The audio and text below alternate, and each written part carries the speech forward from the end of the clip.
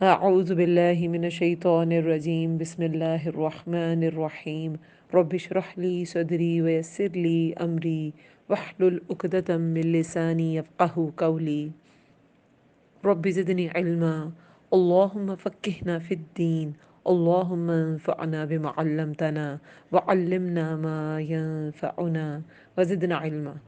السلام عليكم ورحمة الله وبركاته.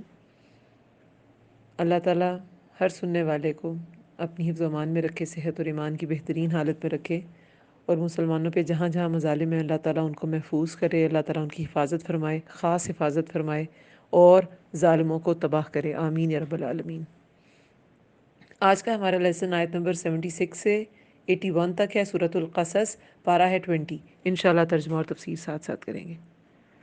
लास्ट जो लेसन था उसमें दुनिया और आखिरत का अल्लाह ताला ने मुवाजना कुछ आयात में दिया इंसान के तदब्बुर करने के लिए, समझने के लिए, और उसके बाद अल्लाह ताला ने अपनी वहदानियत पर दलाइल दिए। पहले मुवाजना कि दुनिया बेहतर है या आखिरत, अल्लाह ताला पर यकीन रखना इंसान को फ़ायदा पहुंचाएगा या शरीकों पर यकीन रखना, चाहे वो शरीक शयातीन हों या बुत हों या कोई दुनिया में बुज़ुर्ग हों, नेक बुज़ुर्ग, उनको फॉलो तो किया जा सकता है मगर उन्हें बख्शिश का ज़रिया नहीं समझा जा सकता। इन सब बातों के बाद अल्लाह ताला ने फरमाया वहुवल्लाहु ला इलाहा इल्ला हु, और वो अल्लाह है, नहीं कोई इलाह मगर वही, सब तारीफ़ दुनिया में आखिरत में उसी के लिए है और उसी का हुक्म चलेगा। दुनिया में भी अल्लाह ताला की मशीयत, अल्लाह ताला के इज़्न से हर काम होता है। अल्लाह ताला अगर इंसान कोई बुराई भी करता है तो अल्लाह ताला ने उसको चॉइस दी, वो चॉइस अल्लाह ताला का इज़्न है, वरना वो ना कर सकता। और आखिरत में भी उसी का फैसला होगा, उसी का हुक्म चलेगा, उसी की तरफ लौट के जाना है। और क्यों अल्लाह ताला का हुक्म मानना ज़रूरी है, उसके सामने खड़े होने से डरना ज़रूरी है, उसके फिर दलाइल थे पिछले लेसन में कि अल्लाह ताला ने रात बनाई, दिन बनाया, उनको ख़ास औकात उनके मुकर्रर किए। अगर दायमी दिन हो जाए तो क्या हाल होगा, दायमी रात हो जाए तो क्या हाल होगा। दिन और रात इंसान पर ख़ास फ़ज़ल है अल्लाह ताला का। और क़यामत के रोज़ और दिन और रात को लाने और ले जाने में कोई इख्तियार नहीं रखता। साइंस ने इतनी तरक्की कर ली लेकिन कोई दिन और रात को बदल नहीं सकता, कोई सूरज को मगरिब से नहीं निकाल सकता, ये मशरिक़ से ही निकलेगा और अपने वक्त पे ही गुरूब होगा, अपने वक्त पे ही तुलू होगा।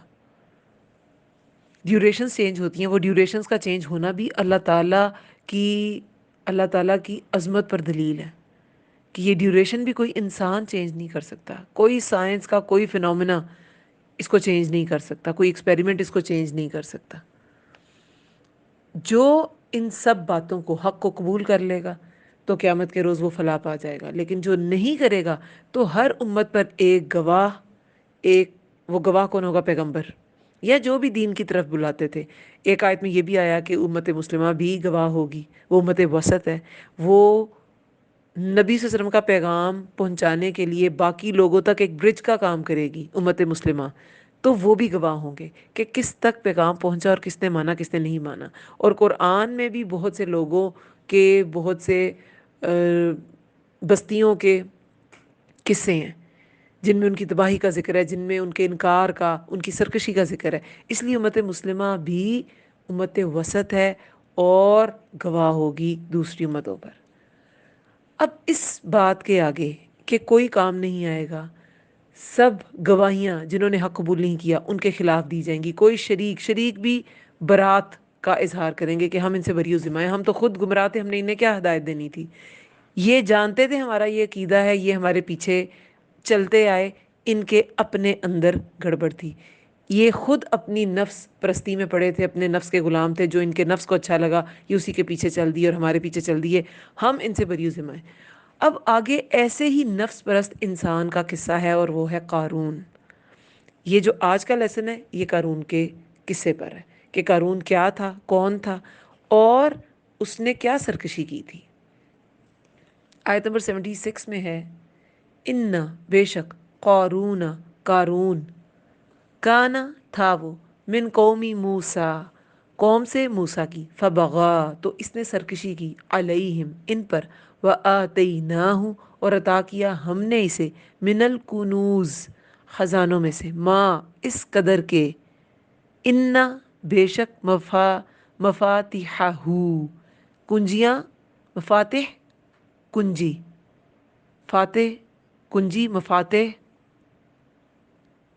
मफाते खोलने की चीज़, जी कुंजियाँ। और हु की ज़मीर जो है वो इसकी, हम होता तो उनकी, मफातिहा हु कुंजियाँ इसकी, लतनू, लतनू ला अलबत्ता के लिए, नऊन भारी, नऊन होता है भारी, बोझ की वजह से झुक जाना। जैसे किसी ने बहुत ज़्यादा बोझ कैरी किया हुआ है तो वो उसको पकड़े पकड़े झुक रहा हो और ऐसा लगा खुद भी गिर जाएगा उसके वज़न से और खुद भी शेक कर रहा हो, उस झुकने को और शेक करने को कहते हैं नऊन।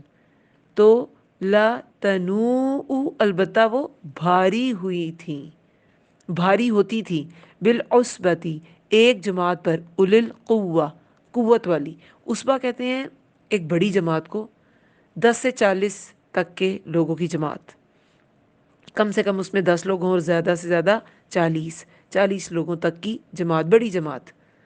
तो बिल उसबती एक जमात पर उनको उठाना भारी था, उलिल कुव्वा और वो जमात कैसी थी, कुव्वत वाली। इज़ जब, कौला कहा, लहू इसे, कौमुहू इसकी कौम ने, ला तफरह ना तुम इतराओ, फराहा इसका रूट वर्ड है, इन्नल्लाह बेशक अल्लाह, ला युहिब्बुल फरिहीन अल्लाह नहीं वो पसंद करता इतराने वालों को। अब इस आयत में सबसे पहले तो कारून के बारे में थोड़ा सा इंट्रोडक्शन, कि कारून कौन था। कारून जैसे कि आयत में बताया गया, मिन कौमी मूसा, मूसा अलैहिस्सलाम की कौम से था। इसका नाम पूरा क्या था, कारून बिन सईहुर बिन काहत बिन लागी बिन याकूब, यानी याकूब अलैहिस्सलाम के पोते का पोता था। ये बनी इसराइल से ही था। मूसा अलैहिस्सलाम की कौम कौन थी, बनी इसराइल।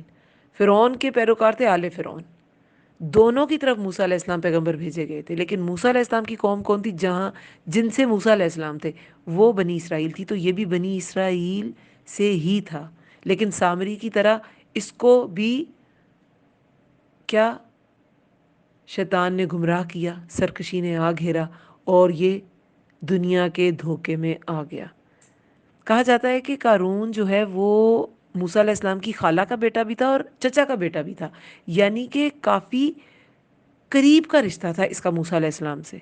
लेकिन जैसे लूत अलैहिस्सलाम अपनी बीवी को ना बचा सके, आज़र जो है वो इब्राहीम अलैहिस्सलाम की तालीमात को कबूल ना कर सके, नूह अलैहिस्सलाम का बेटा अपने बाप की, वो नबी थे, उनकी तालीमात को कबूल ना कर सका, इसी तरह कारून पर इतने अच्छी सोहबत का भी कोई असर ना हुआ। कहा जाता है कि बहुत मालदार शख्स था, खूबसूरत भी बहुत था, जिसलिए इसको, खूबसूरती की वजह से इसको मुनव्वर कहते थे। मुनव्वर क्या होता है, रोशन। ये भी क्या था, कारून का नाम था उसकी खूबसूरती की वजह से। और मालदार भी बहुत था, इतने ख़जाने थे कि ताकतवर लोगों की एक जमात बमुश्किल से उठाती थी। 10 से 40 लोगों की जमात को उसबा कहते हैं, और इब्ने अब्बास कहते हैं कि 40 लोगों की जमात भी बमुश्किल उनको उठाती थी। फिर ये कि कहा जाता है कि मूसा अलैहिस्सलाम ने इससे ज़कात का मुतालबा किया था, क्योंकि बहुत मालदार था, कि अपने माल की ज़कात दो। देखें कुछ अहकामात जो है ना, वो पिछली शरीयत में, शरीयत मूसवी में भी थे। ज़कात का हुक्म, नमाज का हुक्म, सूद नहीं खाना, कत्ल नहीं करना, ये सब अहकामात शरीयत मूसवी में भी थे। तो वो इस बात पे उखड़ गया, माल देने पर राज़ी ना हुआ। कुछ हसद का भी शिकार था कि मेरे जो दो बिल्कुल कज़न्स हैं, चचाजाद हैं, तायाजाद, उनको नबूवत मिल गई और मैं इतने माल के बावजूद ऐसे ही रह गया। कहते हैं कि ये फ़िरौन के साथ जा मिला, और कुरान में फ़िरौन, हमान और तीसरे नंबर पर कारून का शुमार होता है, कारून का जिक्र आता है। تھا وہ موسیٰ علیہ السلام کی قوم سے، لیکن جا ملا فرعون سے، فرعون سے جا ملا، ہامون تو اس کا وزیر تعمیرات تھا شاید۔ یہ کہا جاتا ہے کہ قارون فرعون کا عامل تھا اور بنی اسرائیل سے ٹیکسز اکٹھے کرتا تھا، اپنی ہی قوم پر نرمی نہیں کرتا تھا، سختی کرتا تھا۔ تو کیا تھا یہ؟ اس نے سرکشی کی، بجائے اس کے کہ وہ ہمدردی کرتا کہ یہ آلریڈی پسی ہوئی قوم ہے، اس نے سرکشی کی۔ اب یہاں پر اللہ تعالیٰ نے، مکی صورت ہے، اور مکہ والوں کو مثال دی قارون کی۔ کیوں؟ کیونکہ کفار مکہ اور قارون میں کچھ مماثلت ہے۔ دیکھیں قریش کے بھی اکثر سردار بہت مالدار تھے، سود خوری وہاں پہ عام تھی، ان کے تجارتی قافلے جو ہیں وہ بہت تجارتی سفر بھی کرتے تھے، شمال جنوب کے سفر کرتے تھے۔ مکہ کے مجاور ہونے کے باعث وہ لوٹ مار سے بھی محفوظ تھے، یعنی ہر طرح سے ان کو کیا تھا کہ وہ محفوظ تھے، لیکن اللہ کی بات ماننے پر نہیں آتے تھے۔ جو ہی انہیں اپنی سرداری کے جانے کا خطرہ ہوا نبی صلی اللہ علیہ وسلم کی نبوت کا سن کے، تو پھر وہ بالکل اکھڑ گئے، انہوں نے رسول اللہ صلی اللہ علیہ وسلم کی کوئی بات نہیں مانی، ان کی رسالت کا انکار کیا، توحید کا انکار کیا، کہتے تھے یہ رحمان رحیم کون ہے، ہم تو بس اللہ کو جانتے ہیں۔ صفات کے ساتھ اللہ تعالیٰ کا پورا کانسیپٹ جو تھا وہ ان کا واضح نہیں تھا، اور نہ ہی وہ قبول کرتے تھے۔ وہ شرکاء انہوں نے بنائے ہوئے تھے، لات عزیٰ منات سب بنا رکھے تھے، اور ڈفرینٹ ان کو اختیارات بھی اپنے خیالوں میں دے رکھے تھے کہ یہ اختیار اس کا ہے، یہ اختیار اس کا ہے۔ لیکن اب مکہ والوں کو مثال قارون کی دی جا رہی ہے کہ مال تو اس کے پاس ہی بہت ہے۔ دیکھیے قارون کی مثال سے نا ایک بات واضح ہوتی ہے کہ مال کا ہونا انسان کے پائس ہونے کی، اس کے معزز ہونے کی اور اللہ تعالیٰ کا اس سے خوش ہونے کی علامت بالکل نہیں ہے۔ قارون بہت مالدار تھا، لیکن قرآن نے اس کو سرکش کہا، اور وہ نافرمان تھا۔ وہ قوم موسیٰ سے بھی تھا، موسیٰ علیہ السلام کی قوم بنی اسرائیل سے بھی تھا، لیکن اس کے باوجود وہ سرکشی میں پڑ گیا۔ یہ مال بری چیز نہیں ہے، اس کا استعمال انسان کو سرکش کر سکتا ہے۔ تو مال کا ہونا کوئی دلیل نہیں کہ اس انسان سے، اس مالدار شخص سے اللہ تعالیٰ بہت راضی ہے۔ کبھی کبھی یہ بہت بڑی آزمائش ہوتی ہے۔ ہاں، جو اللہ کو بھولے نہیں اور جو اللہ کو یاد رکھے، حقداروں کو اس کا حق دے، تو پھر وہ مال بھی ٹھیک ہے۔ وہ مال کو قرآن میں خیر بھی کہا گیا ہے، تو وہ خیر بھی ہے۔ بھلائیوں کو خیر کہا گیا، مال کو خیر کہا گیا، علم کو خیر کہا گیا۔ تو اگر اللہ تعالیٰ کی احکامات کے مطابق خرچ کیا جاتا ہے مال، تو پھر وہ خیر ہے، پھر وہ بغی کی وجہ نہیں ہے۔ لیکن قارون کے پاس مال تھا تو اس نے بغاوت کی۔ وَآتَيْنَاهُ، اور عطا کی ہم نے اسے خزانوں میں سے، کنز کی جمع ہے نا، تو کنز کیسا خزانہ ہوتا ہے؟ جس کی زکوٰۃ ادا نہ کی گئی ہو۔ مدفون خزانہ ہوتا ہے نا، دفن شدہ جو ہوتا ہے، تو جو دفن ہو جائے وہ آپ کے ذہن سے بھی نکل جائے گا، آپ اس کو بھول بھی جائیں گے، اس کا جو اماؤنٹ ہے وہ بھی بھول جائیں گے، اور گن گن کے بار بار دیکھا بھی نہیں جائے گا۔ تو ایسا خزانہ جو دبا ہوا ہو، دفن شدہ ہو، اور جس کی زکوٰۃ ادا نہ کی گئی ہو، اس نے زکوٰۃ کا انکار کیا تھا نا قارون نے، تو اسے خزانوں میں سے دیا گیا، کنوز میں سے دیا گیا۔ بے شک کنجیاں اس کی، البتہ وہ بہت بھاری ہوتی تھیں، ایک جماعت پر قوت والی، اس کی کنجیاں۔ اب انسان سوچے یہ کن تجوریوں میں تھا جس کی کنجیاں 40 لوگ کی جماعت اٹھاتی تھی۔ دراصل تب بینکس وغیرہ نہیں تھے، ایسی عمارتیں نہیں تھیں، تعمیرات میں وہ بہت ڈیولپڈ ہوں بھی، لیکن صرف مال رکھنے کے لیے الگ سے عمارت ہونا جیسے آج کل بینکس ہوتے ہیں، ایسا تو نہیں تھا۔ تو کیا کنوز، اس سے ہمیں پتہ چلتا ہے کہ کنوز مدفون خزانہ تھا، اور وہ جو دفن شدہ جو زمین ہوتی تھی اس کو کسی پھاٹک سے یا کسی گیٹ سے بند کیا جاتا تھا، اور اس گیٹ کا، اگر وہ بڑے بڑے گیٹ ہیں تو اس کے تالے بھی بڑے بڑے ہوتے ہوں گے، اور وہ بڑے تالوں کی چابیاں بھی بڑی بڑی ہوتی ہوں گی۔ تو اس لیے کہا گیا کہ اس کی چابیاں جو ہے نا، وہ ایک 40 لوگوں کی قوت والی جماعت اٹھاتی تھی۔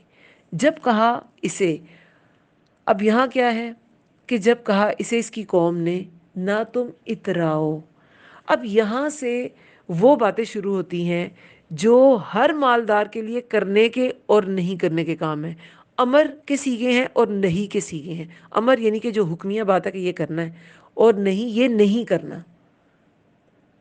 یہ وہ سیغے یہاں سے سٹارٹ ہو جائیں گے۔ انہیں پوائنٹس ان کو ذہن میں بٹھا لیں کہ کیا چیزیں جن سے اللہ نے منع کیا اور کیا چیزیں ہیں جنہیں اللہ نے حکم دیا کہ اگر مال ہے تو یہ کرو۔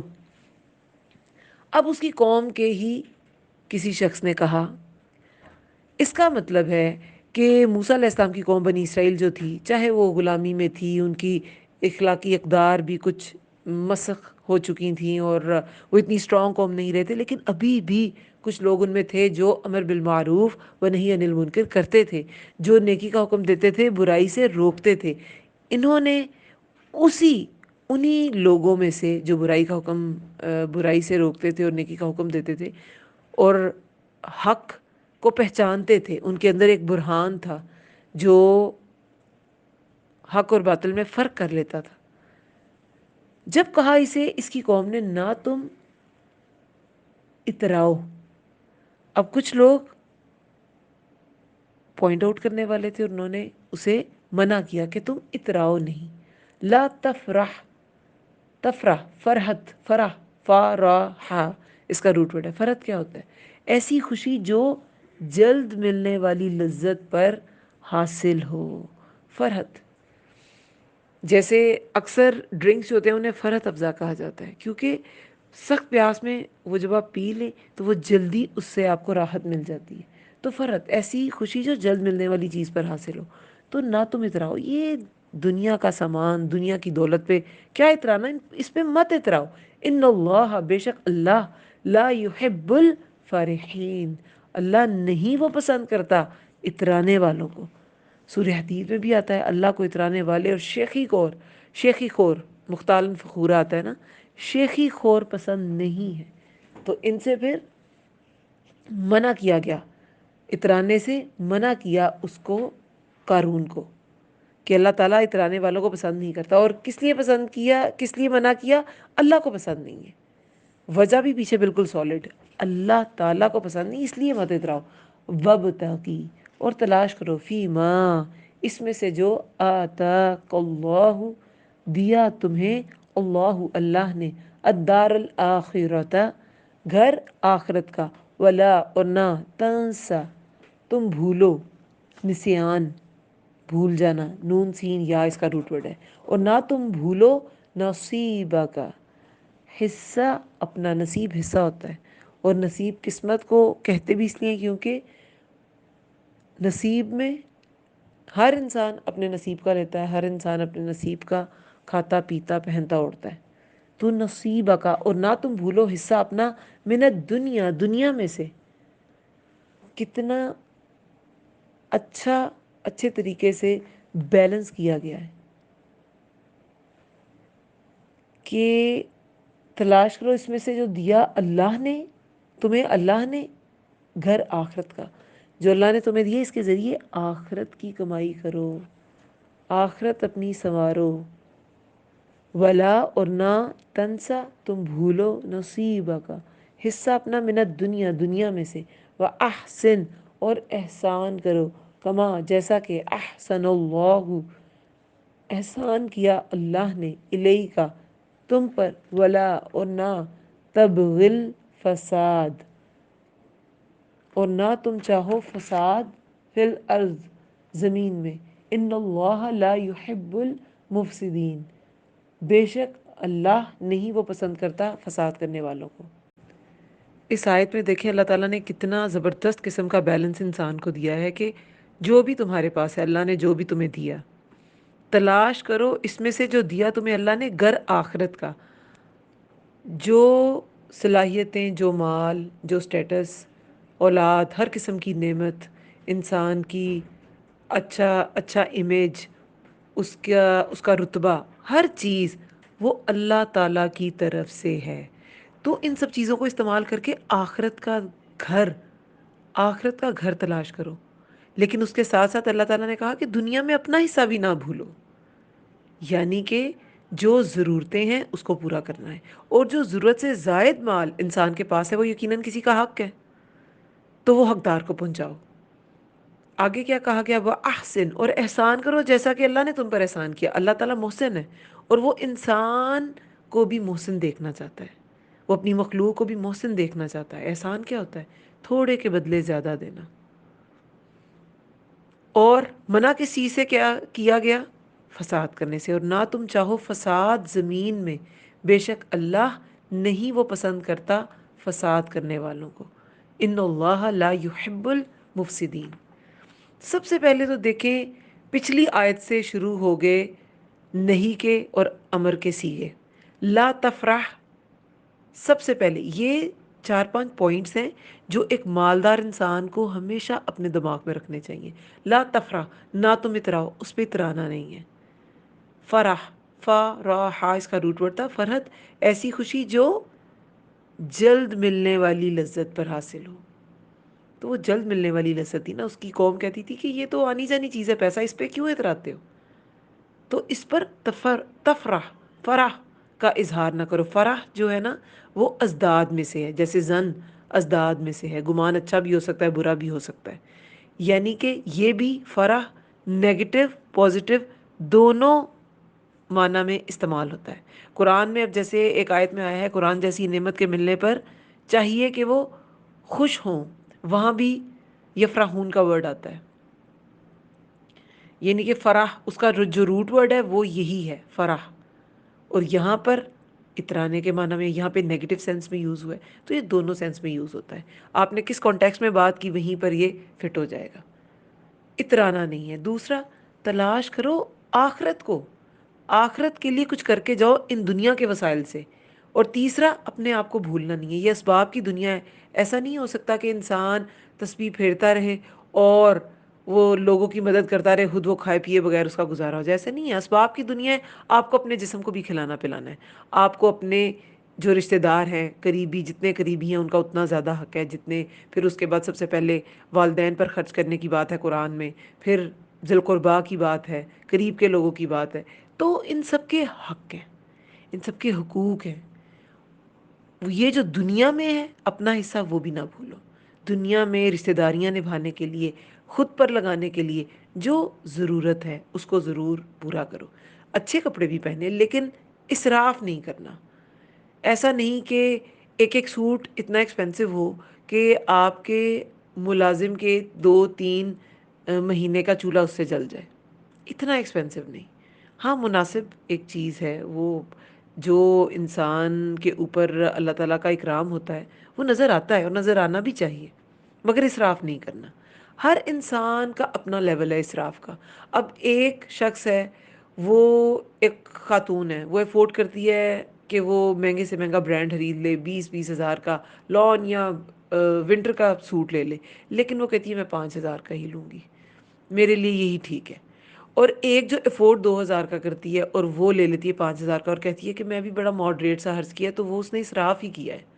ہر انسان کی اپنی حیثیت کے حساب سے اسراف ہے، اور ہر انسان کا اپنی حیثیت کے حساب سے خرچ کرنا ہے. رشتہ داروں پہ دنیا میں حصہ ہے اس کا اپنی حیثیت کے حساب سے. جو صاحب نصاب نہیں ہے وہ کم از کم چھوٹے چھوٹے صدقات ضرور کریں، وہ بھی کر سکتے ہیں. آپ کھانے کے لیے ایک روٹی ہے، اس میں سے 2 نوالے بھی صدقہ کر سکتے ہیں. کوئی انسان نہیں 2 نوالا لینے کے لیے تو چڑیوں کو ڈال سکتے ہیں. صدقہ ہر ایک کو کرنا چاہیے، مالی حیثیت کیسی بھی ہے. تو یہ یہاں پر ایک اترانے نہ اترانے کا کی تاکید ہے. دوسرا، اللہ کا گھر آخرت کو سنوارے دنیا کے وسائل کے ذریعے. پھر تیسرا، اپنا حصہ دنیا میں نہیں بھولنا. پھر چوتھا، احسان کرو. اور احسان کیا ہے؟ حق سے زیادہ دینا. اللہ تعالیٰ نے سورہ رحمان میں کیا کہا؟ حل جزاء الاحسان الا الاحسان. احسان کا بدلہ سوائے احسان کے کیا ہے؟ تو اللہ تعالیٰ نے انسان پر احسان کیا تو انسان کو بھی تو کرنا چاہیے دوسرے لوگوں پر. اور پھر ایک اور چیز جس میں نہیں کا صیغہ ہے وہ کیا ہے؟ ولا تبغی، اور نہ تم چاہو فساد زمین میں. کیوں؟ کیونکہ ان اللہ لا یحب المفسدین، اللہ تعالیٰ فساد کرنے والوں کو پسند نہیں کرتا. جو دنیا کا، زمین کا نظام بگاڑ دیں ان کو اللہ تعالیٰ پسند نہیں کرتا. فساد کب ہوتا ہے؟ دیکھیں، احسان کا جواب احسان ہے نا، حل جزاء الاحسان الا الاحسان. جس طرح احسان کی جزا، لیکن یہ بدلہ، یہ جزا، یہ احسان کی جزا احسان اللہ تعالیٰ سے ہی مانگنی ہے اور اللہ تعالیٰ سے ہی توقع رکھنی ہے، انسان سے نہیں رکھنی. پھر تو وہ احسان ہے ہی نہیں، وہ تو عدلے کا بدلہ ہے. تو جس طرح احسان کی جزا، نتیجہ احسان ہے، اسی طرح ظلم کا نتیجہ فساد ہے. ظلم کے ریزلٹس ہوتے ہیں، کانسیکوینسز ہوتے ہیں، اور وہ کیا ہوتے ہیں؟ فساد. جیسے عدل کا جو کانسیکوینس ہے وہ کیا ہے؟ امن، سکون. جس معاشرے میں عدل ہوتا ہے وہاں امن و سکون ہوتا ہے، جس معاشرے میں ظلم ہوتا ہے وہاں فساد ہوتا ہے. فساد کو کبھی آپ سرچ کریں کہ اس کا انگلش میں مطلب کیا ہے تو کیا آئے گا؟ کرپشن. وہ معاشرہ کرپٹ ہو جاتا ہے. سب سے بڑی مثال ہمارے اپنے ملک کی ہے. یہاں پر جب ادارے جو ہے وہاں انصاف لوگوں کو نہیں ملا، عدل نہیں ملا، تو کیا ہوگی؟ کرپشن. کرپشن ہو گئی، فساد پھیل گیا، بگاڑ آ گیا معاشرے میں. اللہ تعالیٰ نے اس آیت میں دو ایکسٹریمز بتا دی ہیں. ایک احسان جو کہ پسندیدہ ہے، قرآن میں آتا ہے نا ان اللہ مع المحسنین. دوسری ایکسٹریم کیا ہے؟ ان اللہ لا يحب المفسدین، فساد. ان دونوں کے درمیان بھی ایک راستہ ہے، وہ کیا ہے؟ اعتدال، عدل. احسان تو پسندیدہ ہے بہت زیادہ، لیکن وہاں تک پہنچنا اتنا آسان نہیں. پسندیدہ بہت ہے. اللہ نے احسان کیا، انسان کو چاہیے کہ وہ احسان کرے، کم از کم عدل تو کرے، حقدار کو اس کا حق تو دے. کم از کم یہ منیمم ہے جو ایک انسان، ایک مومن سے ریکوائرڈ ہے. اللہ تعالیٰ نے مخلوق کے لیے پسند احسان نہیں کیا، لیکن منیمم عدل ہے. عدل تو کریں، اعتدال سے چلیں. فساد سے بچنے کے لیے دیکھیں دنیا کا ہر سسٹم جو اللہ تعالیٰ نے انسان کی خدمت پہ لگایا نا، یہ سارے سسٹمز، سولر سسٹم، آپ کا دن رات کا سسٹم، آپ کا واٹر سائیکل، وہ بھی ایک سسٹم ہے، پورا پانی ایویپوریٹ ہوتا ہے، بادل بنتے ہیں، پھر بارش برستی ہے. سارے کے سارے اگر یہ اعتدال سے ہٹ جائیں گے، یہ اپنی ڈیوٹی سے ہٹ جائیں گے، یہ حق ادا نہیں کریں گے اپنی ڈیوٹی کا، تو نظام بگڑ جائے گا. پانی جیسی نعمت بھی، اس کا بھی سوال ہے. جس نے اس کو ضائع کیا اس سے سوال بھی ہوگا اور فساد ہو جائے گا. کیا کہا جاتا ہے؟ تیسری جنگ عظیم پانی پر ہوگی. اور دیکھیں پانی، بہت سے علاقے ایسے ہیں جہاں پہ ایک ٹائم کے بعد سرکاری پانی نہیں آتا، نلکوں میں پانی نہیں ہوتا. ہم اگر اچھی کالونیز میں رہتے ہیں وہاں ہر وقت پانی آتا ہے. اٹ ڈزنٹ مین کہ آپ اس پانی کو ویسٹ کریں. پہلے تو والز ہوتے تھے، ان کو گھما گھما کے بند کیا جاتا تھا. اب تو بس پش کرو اور پل کرو تو وال کھل جاتا ہے اور بند ہو جاتا ہے. پھر بھی ہم نہیں بند کرتے. ہم برش کر رہے ہیں، برتن دھو رہے ہیں، کوئی میڈ صحن دھو رہی ہیں یا خواتین خود بھی دھو رہی ہیں، تو کھلا ہے پانی. اس کا بھی سوال ہے، ہر نعمت کا سوال ہے. ہر نعمت کا سوال ہے کیسے استعمال کی تھی؟ اعتدال کے ساتھ کی تھی، اسراف تو نہیں کیا تھا. دیکھیں قرآن کی آیات ہی اگر ہم اسے عدل کے ساتھ نہیں پڑھیں گے نا تو وہ بھی بگاڑ کا سبب ہو جائیں گی. جیسے قرآن میں دیکھیں آیا ہے کلو وشربو، کھاؤ اور پیو. تو انسان کے ہاں کھاؤ اور پیو، کھا پی کے تو ڈائبیٹک اور ہارٹ پیشنٹ ہو جائے. آگے کی آیت کیا ہے؟ ولا تسرفو، اور نہ تم اسراف کرو. کھانا پینا ہے مگر اسراف اس میں بھی نہیں کرنا. صحت بھی جائے گی، پیسہ بھی جائے گا، اللہ تعالیٰ کی ناراضگی بھی ہم مول لیں گے. تو کھاؤ پیو لیکن اسراف نہ کرو. آپ اس کو کانٹیکٹ سے ہٹا نہیں سکتے. اسی طرح قرآن میں کیا آتا ہے؟ نماز کے قریب مت جاؤ نشے کی حالت میں. اب آپ کہہ رہے ہیں نماز کے قریب مت جاؤ، لو جی نماز کے قریب مت جاؤ، آگے کا پڑھا ہی نہیں. تو کیا ہو جائے گا؟ بگاڑ. عدل کیا ہے؟ کہ پورے کا پورا حکم لیا جائے. تو پیسہ انسان کو دیا گیا، وہ خیر ہے، وہ انسان پر نعمت ہے، لیکن پورا کانٹیکس یہ ہے یہ پیسہ آخرت کے لیے دیا گیا تاکہ آخرت سنوارے انسان، لوگوں کا حق دے، وہ سرکشی نہ کرے، وہ احسان سے کام لے، وہ فساد کا فساد کی وجہ نہ بنے. پورے حکم پر عمل کر کے انسان عدل پر ہوتا ہے. حدیث میں ہے کہ تمہارے نفس کا بھی تم پر حق ہے. اب انسان کہ ہاں نفس کا میرے پہ حق ہے، اپنے نفس کو کھلاتا جائے، پلاتا جائے، پہناتا جائے، اسی پہ ہر چیز لگائے. پاس کوئی بہن بھائی غریب ہے یا کوئی رشتہ دار غریب ہے، اس کو پوچھے بھی نہ، نہیں میرے نفس کا مجھ پر حق ہے. قرآن میں کیا کہا گیا ہے؟ سوالی اور محروم کو اس کا حق دو. یہ نہیں کہا کہ اس کو صدقہ دو، صدقہ کا بھی بہت سی جگہوں پہ ذکر ہے، بہت سی جگہوں پہ ذکر ہے. لیکن یہاں پر کیا کہا گیا ہے کہ سوالی اور محروم کو اس کا حق دو. یعنی کہ کوئی بھی سوال کرنے والا ہے، مسکین ہے، غریب ہے، محروم ہے کسی محرومی سے، کسی سہولت سے محروم ہے، تو ایک صاحب استطاعت کا فرض ہے کہ اسے اس کی مدد کرے.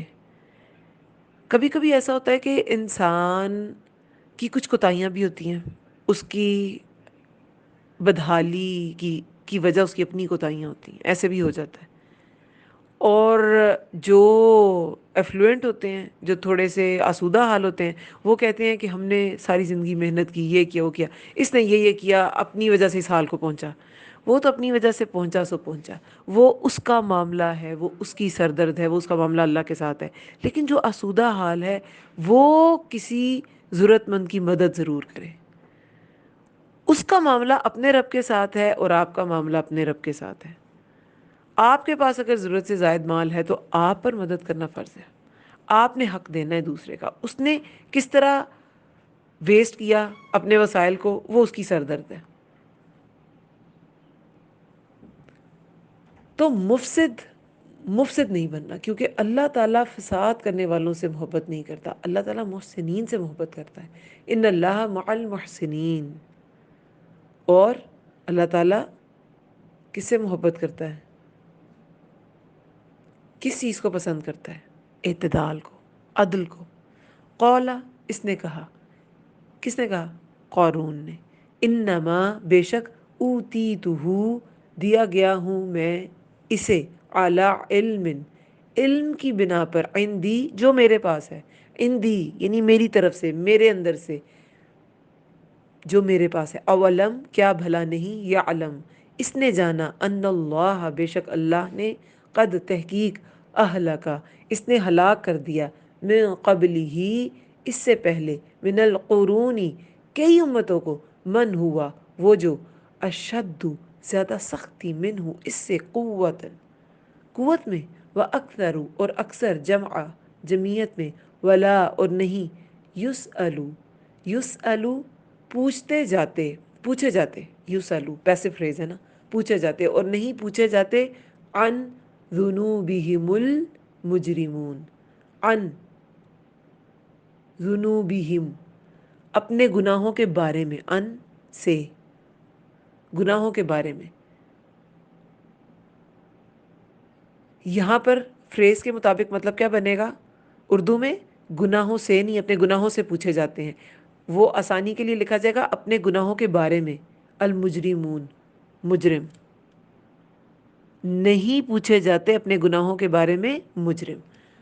اب اس آیت میں بتایا جا رہا ہے کہ قارون نے کہا، بے شک میں یہ جو سب کچھ دیا گیا ہوں نا، یہ میں اپنے علم کی وجہ سے، یعنی کہ یہ جو میں تجارت کا فن جانتا ہوں، اور یہ جو میں اتنا مالدار ہوں، اور جو میری اتنی قابلیت ہے، اس کا جو سورس ہے نا وہ میرے اندر ہی ہے. یہ جو عندی ہے نا، یہ بہت امپورٹنٹ ہے، سمجھنے کی چیز ہے. قارون کہتا تھا ہر چیز کا سر چشمہ جو ہے وہ میرے اندر ہے، باہر سے کچھ نہیں ہوا. اللہ کی نعمت نہیں سمجھتا تھا، اپنی کوئی حکمت، اپنی کوئی قابلیت سمجھتا تھا. عندی، جو اندہ رب بھی ہونا چاہیے تھا نا، لیکن نہیں، وہ کہتا ہے عندی، جو میرے پاس ہے.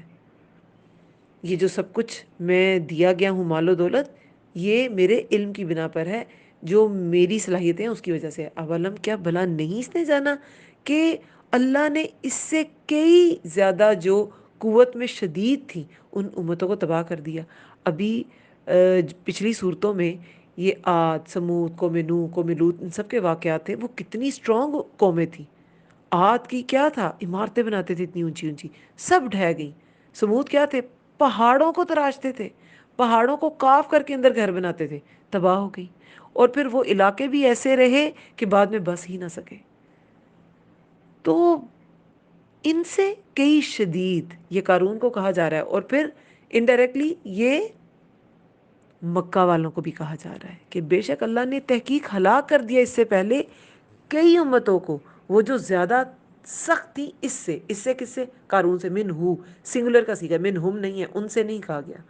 قارون کی مثال دے کے اہل مکہ کو سمجھایا جا رہا ہے، اور ہر انسان کو سمجھایا جا رہا ہے کہ اس سے وہ زیادہ سخت تھی، کس میں، قوت میں، وَأَكْثَرُ جَمْعًا، اور اکثر جمعیت میں، یعنی کہ اس سے زیادہ بڑی ان کی قوم تھی، وہ اسٹرانگ تھی، جمعیت تھی ان کے پاس، ڈیولپ بھی تھی، اور تعداد میں بھی زیادہ تھی، اکثریت بھی تھی ان کے پاس۔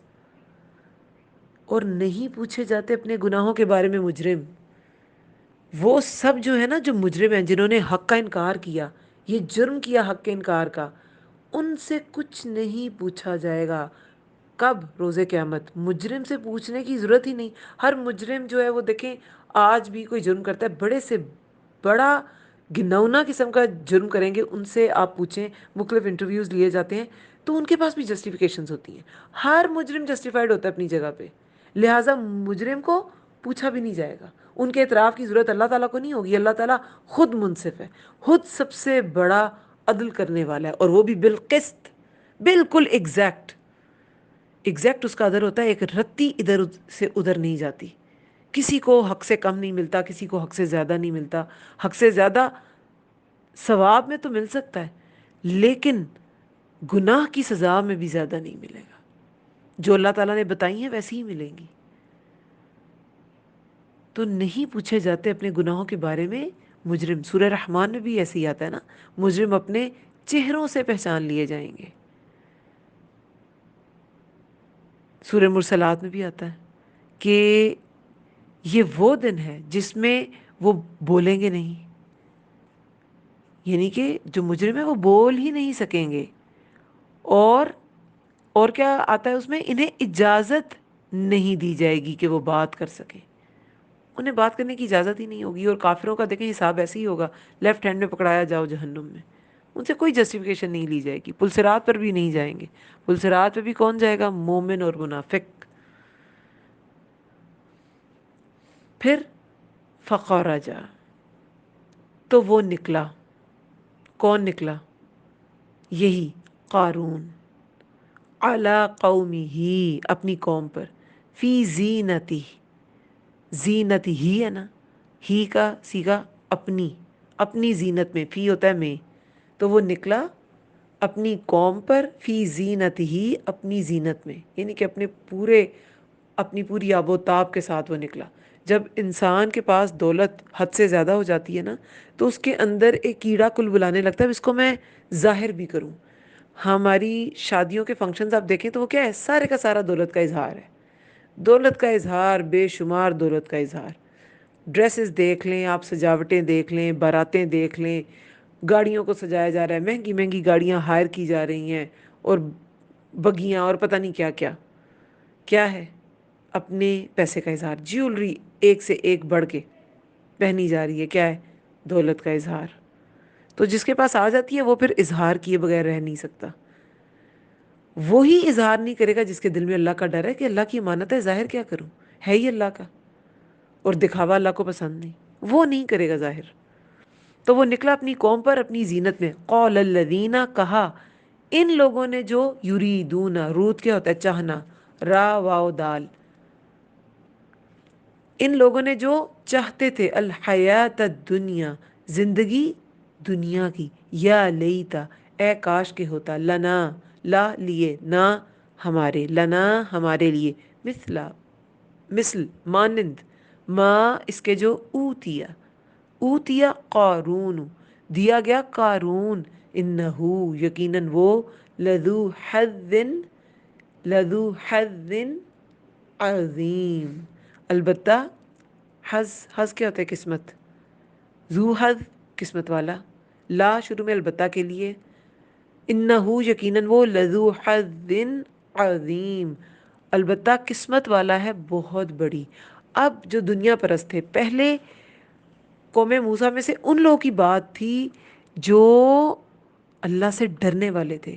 چاہے یہ قوم بہت زیادہ زوال کا شکار تھی، غلام تھی، لیکن اس میں چند لوگ تب بھی ایسے تھے جو نیکی کی طرف ابھارتے تھے. اور وہ کیا کہتے تھے؟ انہوں نے کیا کہا تھا کہ لا تفرح، نہ تم اتراؤ، ان اللہ لا یحب الفارحین، اللہ تعالیٰ اترانے والوں کو پسند نہیں کرتا. اور یہاں پہ کچھ ایسے لوگ بھی تھے جو اس کی ان چیزوں سے امپریس ہو گئے. اور وہ کون تھے؟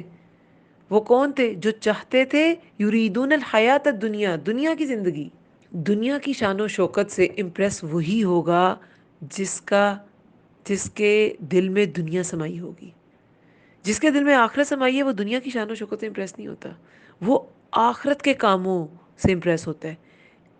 جس انسان کی آخرت کے لیے بہت کوشش ہوگی اور ایٹ موسٹ اسٹرگل ہوگی، وہ اس سے امپریس ہوگا، اس کے کام سے امپریس ہوگا. اس نے اتنا کام کر لیا، اس نے اتنے لوگوں کو پڑھا دیا، اس نے اتنی چیزیں پڑھ لی، اس نے اتنی کتابیں پڑھ لی. دنیا دار جو ہے نا، وہ یہ دنیا داریوں سے اور دنیا کے دکھاووں سے امپریس ہوتا ہے. آخرت اورینٹڈ انسان نہیں ہوتا. تو یہ دنیا داروں والی بات ہے جو چاہتے تھے دنیا کی زندگی. اور انہوں نے کیا کہا ان لوگوں نے جو چاہتے تھے زندگی دنیا کی، یا لیتا، اے کاش کے ہوتا ہمارے لیے مانند اس کے جو دیا گیا قارون، جو قارون کو دیا گیا، کاش ہمارے پاس بھی یہ سب ہوتا. یقیناً وہ البتہ قسمت والا ہے بہت بڑی، تو بڑی قسمت والا ہے. وقال الذین، اور کہا ان لوگوں نے جو اوتوا العلم، دیے گئے علم. اب پچھلی آیت، یہ جو 78 آیت تھی، اس میں تھا اوتیتہ، دیا گیا ہوں میں اسے، علی علم عندی، علم کی بنا پر جو میرے پاس ہے. وہ تھا علم، ٹھیک ہے. یہ ہے العلم، یہ العلم والوں کی بات کی جا رہی ہے. اس کے پاس علم تھا، عام جو علم ہوتا ہے کسی بھی چیز کی، جو سکل ہے وہ آپ نے سیکھ لی، کسی بھی چیز کا نالج آپ نے حاصل کر لیا، وہ علم ہے. لیکن یہ العلم ہے. اور کہا ان لوگوں نے جو دیے گئے تھے، اوت العلم، دیے گئے علم، ویلکم، افسوس تم پر. ان علم والوں نے اس پر افسوس کیا. یہ جو العلم ہے نا، صحیح علم، یہ وہ ہے جو روشنی دے، بصیرت دے. صرف بصارت نہیں، اس کے ساتھ بصیرت بھی دے. جو علم غرور میں مبتلا کر دے، جیسے قارون کو کر دیا، اس علم میں روح نہیں ہوتی. ایسا علم تو فتنہ ہے. بہت سے عالم بھی جہنم کے نچلے درجے میں ہوں گے. بہت سے عالم بھی جنہوں نے دنیا کے لیے سیکھا ہوگا، عالم کہلانے کے لیے سیکھا ہوگا، انہیں منہ کے بل جہنم میں پھینک دیا جائے گا. علم دنیا کی سب سے قیمتی چیز ہے، مگر العلم اصل علم ہے جس میں روشنی، بصیرت ہے. یہ علم وہ ہے کہ جب تک اس پر عمل نہ کیا جائے اور پھر عمل کے بعد بھی استقامت نہ اختیار کی جائے، تو یہ العلم نہیں بنتا. یہ ایسا علم ہے، پھر یہ حقیقی علم نہیں بنتا. العلم، حقیقی علم وہ ہے جس پر عمل بھی ہو، اور پھر عمل جب کریں تو اس پر استقامت بھی ہو. یہ نہیں 4 دن کر لیا عمل اور پھر 2 ہفتے ٹھنڈے ہو کے بیٹھ گئے. نہیں، جو کیا، جو عمل میں لے آئے انسان، وہ لائف ٹائم اس کے عمل میں رہے، ساری زندگی اس کے عمل میں رہے. ایسے علم سے پھر بصیرت حاصل ہوتی ہے، العلم سے. اور اس کے لیے کرنا کیا چاہیے؟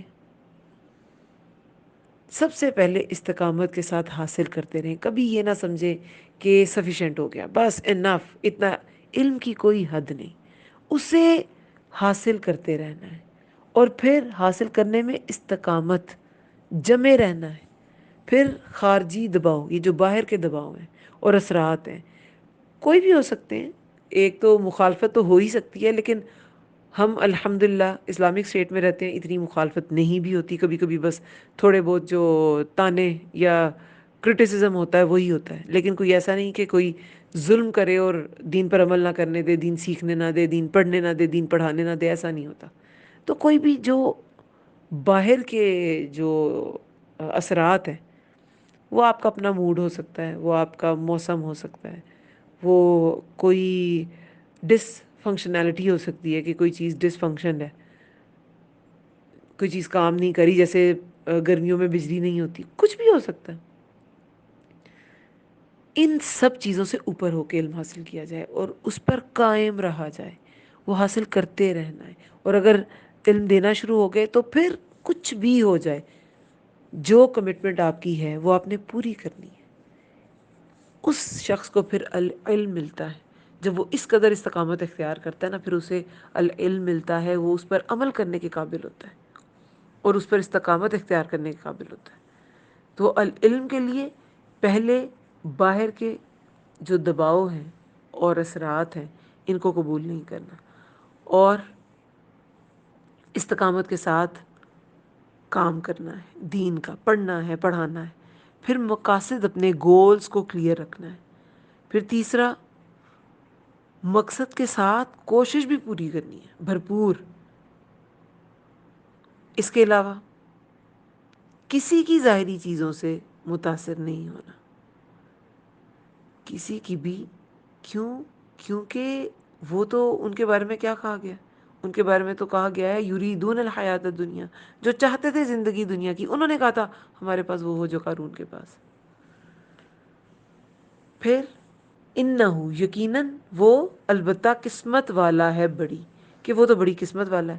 پھر ان لوگوں نے جو دیے گئے تھے العلم، انہوں نے کیا کہا ان لوگوں نے جو دیے گئے تھے العلم، علم، ویلکم، افسوس تم پر، ثواب اللہ، ثواب اللہ کا.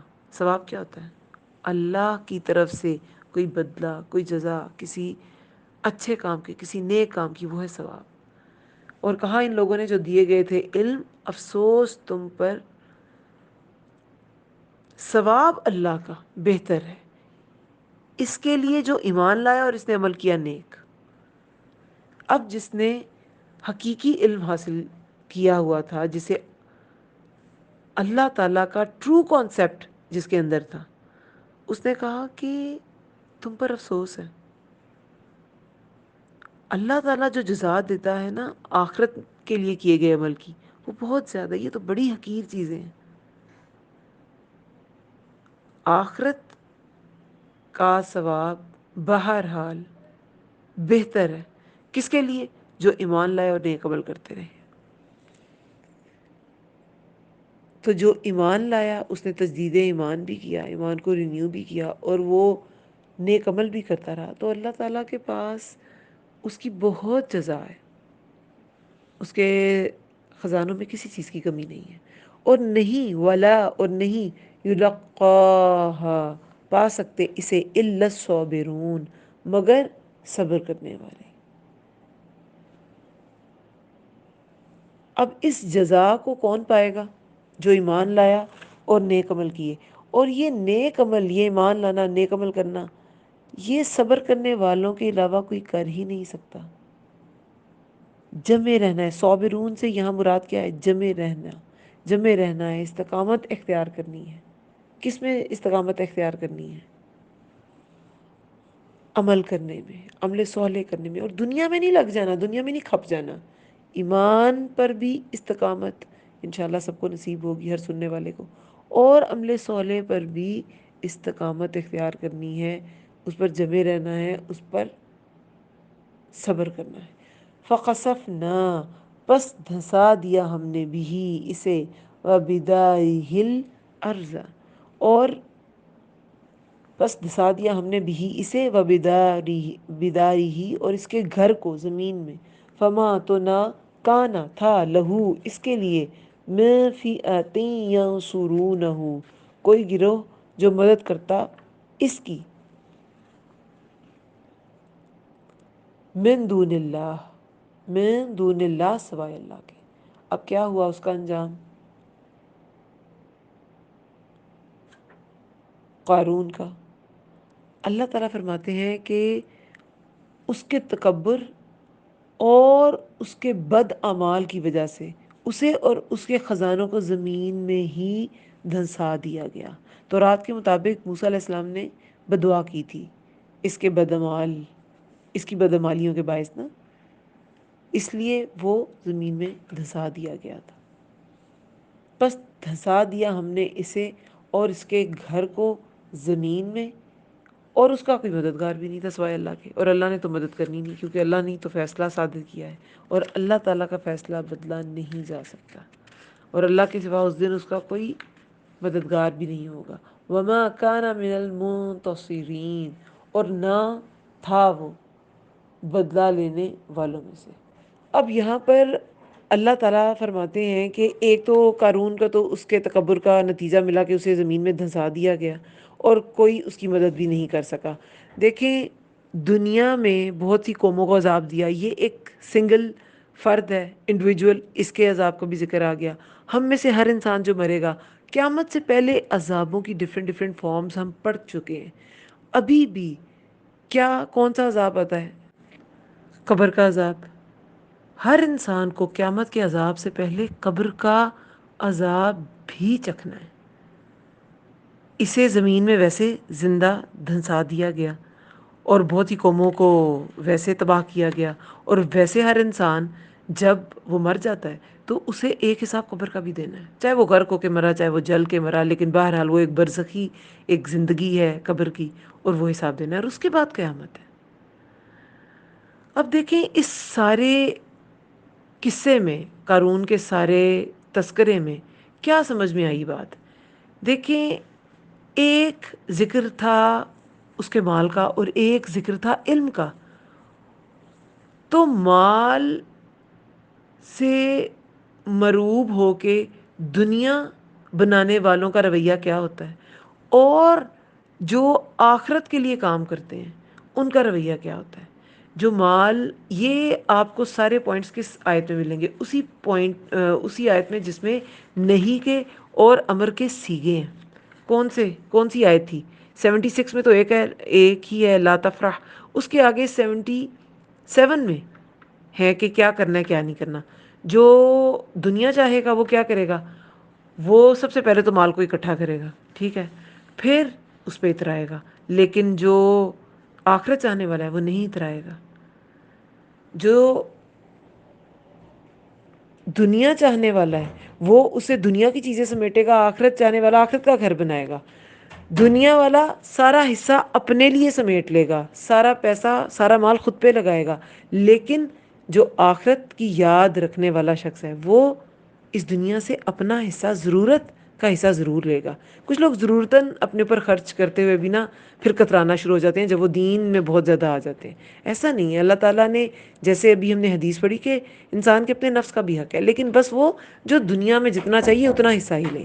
پھر جو دنیا چاہتا ہے وہ حقدار کو اس کا حق نہیں دے گا اور فساد برپا کر دے گا، لیکن جو آخرت چاہتا ہے وہ احسان کرے گا، وہ اللہ کے پسندیدہ کام کرے گا، ٹھیک ہے۔ پھر علم کی بات، ایک ہے علم جو کوئی بھی انسان حاصل کر سکتا ہے، اور ایک ہے العلم جو انسان کو نالج تو دیتا ہے، معلومات تو دیتا ہے، مگر علم پر ایسا علم انسان کو دیتا ہے، ایسا شرح صدر دیتا ہے کہ اس انسان کا دل عمل پہ راضی ہو جاتا ہے اور اس کے باقی اعضاء عمل کرنے لگتے ہیں، اور پھر اس عمل پر استقامت بھی اختیار کرتے ہیں، اس پر جمے بھی رہتے ہیں، صبر بھی کرتے ہیں۔ یہ العلم ہوتا ہے، یہ العلم والے، انہی کو ثواب ملے گا، ثواب اللہ ملے گا، اللہ کا بدلہ ملے گا،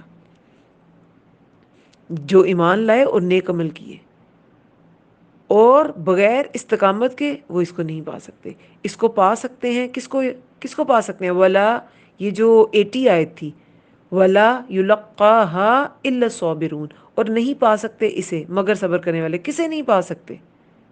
جنت کو، اس ثواب کو اور جنت کو۔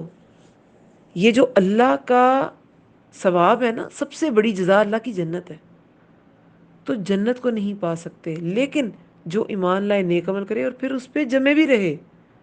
یہ نہیں 2 دن عمل کیا اور پھر 6 دن بھول گئے، جمے رہے۔ صابرون کے علاوہ کوئی نہیں پا سکیں گے۔ ان اللہ مع المحسنین، ان اللہ مع الصابرین، ان اللہ مع المتقین، یہ ساری قرآن کی آیات ہیں۔ اور آج ہم نے کیا پڑھا ہے؟ ان اللہ لا يحب الفارحین، ان اللہ لا يحب المفسدین، فساد کرنے والوں کو اللہ پسند نہیں کرتا، فارحین کو، اترانے والوں کو اللہ پسند نہیں کرتا۔ تو یہ ایسی چیزیں ہیں جو انسان میں نہیں ہونی چاہیے۔ مال اور علم دونوں اللہ کی بہت بڑی نعمتیں ہیں۔